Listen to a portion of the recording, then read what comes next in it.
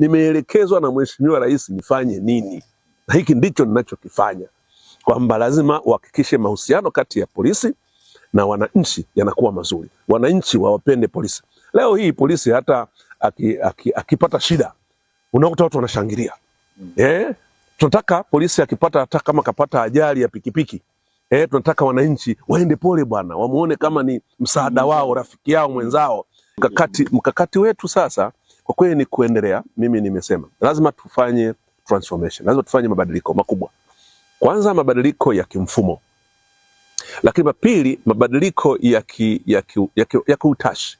Kwa mfano training zetu za jeshi la polisi lazima tuziangalie, kwamba hivi tuna train watu wanapokwenda kule kwa wananchi, tunawatrain waende wakapambane na wananchi au tunawatrain waende wakawalinde wananchi.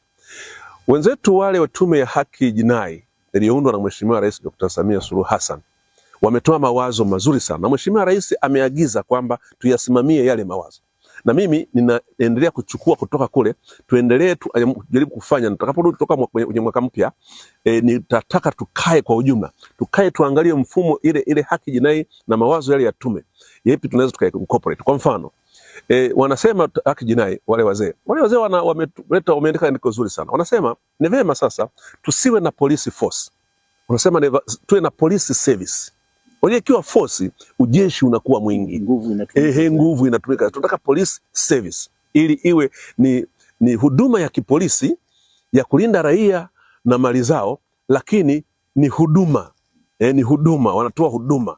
Sasa force itakuja pale ambapo kwa mujibu wa sheria itakuwa inatakiwa kutumika. Kimsingi na yenyewe inaweza kusaidia ili tujue, pamoja na training. Tukilizungumza tu kama ni service, tutaangalia training, tutaangalia mambo mengi sana katika hilo. Lakini la pili ni mambo ambayo sheria iko clear.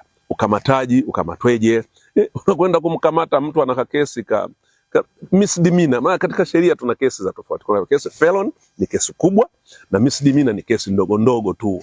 Lakini unakuta utaji ule wa nguvu inazidi kidogo. Lakini tunapojadili haya yote, tufahamu kwamba hatima ya nchi yetu ya Tanzania iko mikononi mwa Watanzania. Uwe una rafiki yako wa nje ya Tanzania, uwe unampenda vipi au amekusaidia vipi, lakini ujue huku ndiko kuliko na babu zako, kuliko na mama zako, kuliko na bibi zako, kuliko na shangazi zako, kuliko na vijukuu vyako, kuliko na watoto wako, kuliko na ndugu zako, na kuliko na kizazi chako.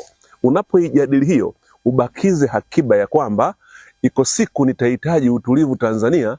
Endapo amani ikitoweka tukawa kama nchi za wenzetu, je,